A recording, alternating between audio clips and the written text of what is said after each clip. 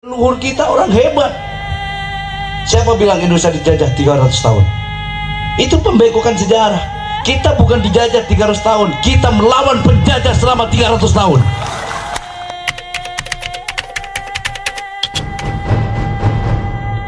Sahabat Puja Sumatera, kita pasti sepakat dengan apa yang dikatakan ulama asal Karawang, Kiai Haji Junaedi Al-Baghdadi. Bila Indonesia tidak dijajah selama 300 tahun, namun kita melawan penjajah selama 300 tahun.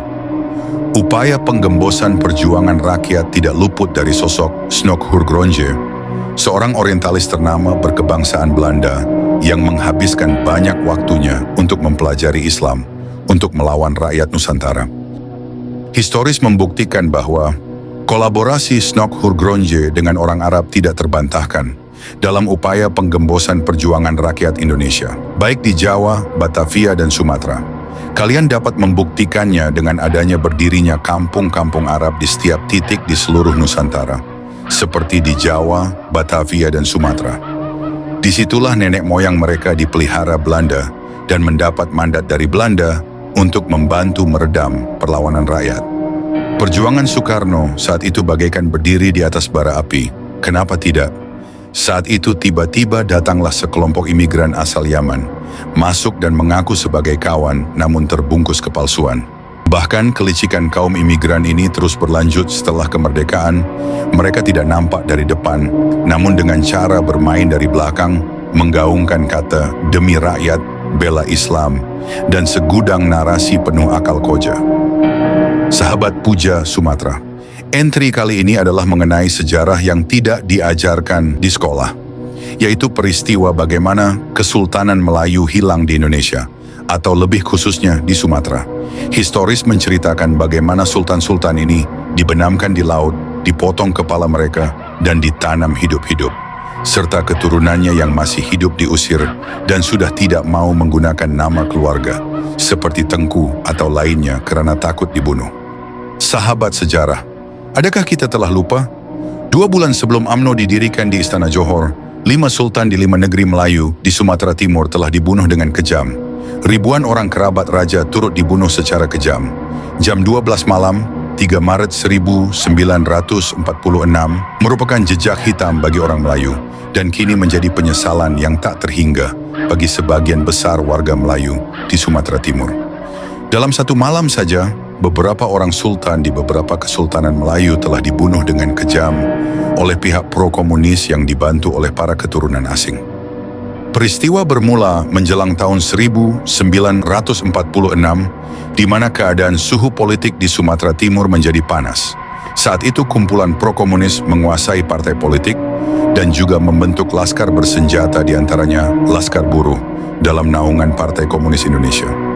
Istana Darul Aman Tanjung Pura, milik Kesultanan Langkat di tahun 30-an. Kini ia musnah hancur akibat fitnah dari mereka yang menggaungkan keadilan rakyat yang semata-mata untuk berkuasa di istana kesultanan lain di Sumatera Timur. Atas perintah Gubernur Sumatera yang dilantik Belanda, Amir Syarifuddin, salah seorang pro-komunis, tiba di Serdang dalam negeri asahan dari Pulau Jawa dan menghasut para pendukung komunis supaya menghapuskan kekuasaan sultan dan bangsawan di istana mereka di Serdang. Dia merupakan seorang penulis yang merupakan redaksi majalah Pemuda Sumatera.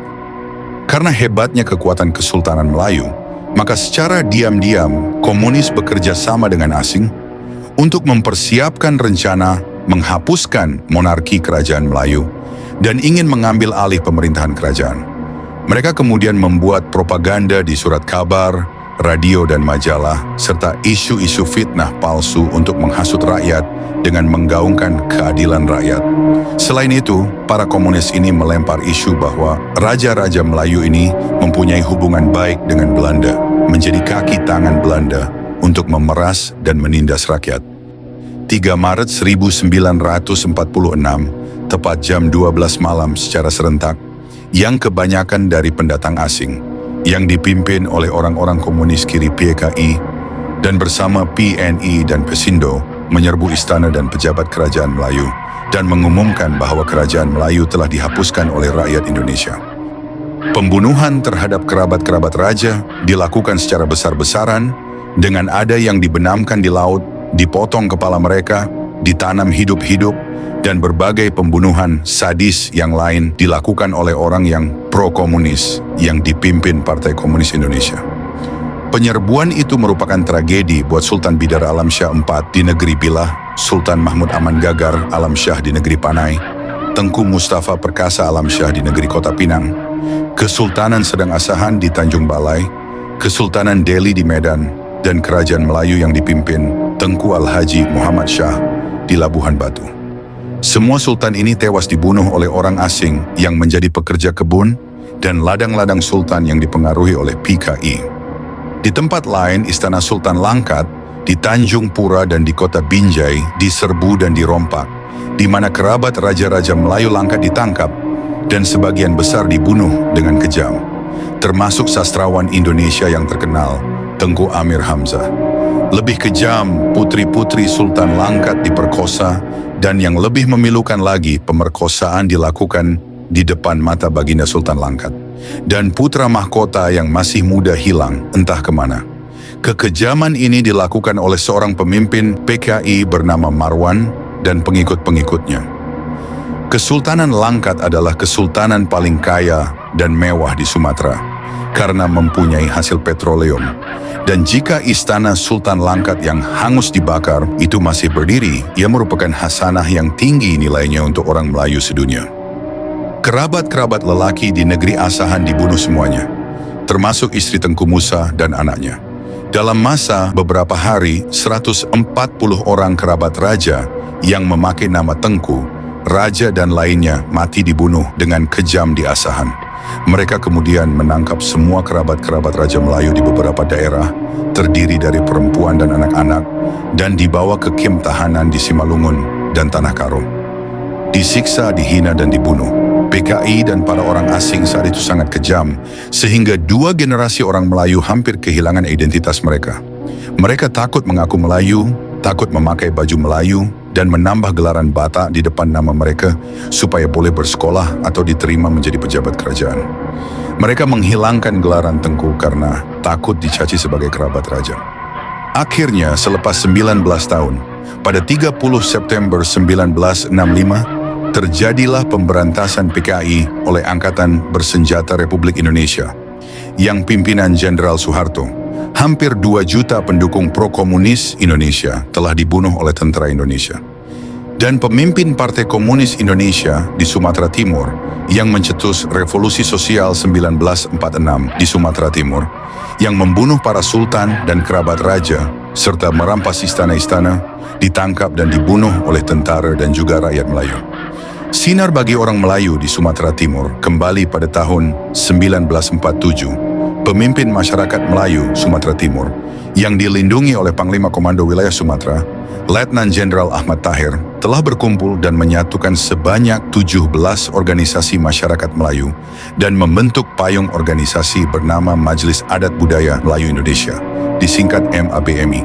Sehingga kini, adat budaya Melayu masih banyak yang hilang akibat terputusnya 2 generasi pada masa zaman VOC kerajaan sampai zaman pemerintahan Soekarno. Walaupun kini telah ada yang berusaha menggali khazanah budaya Melayu Sumatera Timur, tetapi itu belum cukup tanpa bantuan dari orang-orang Melayu di seluruh penjuru dunia.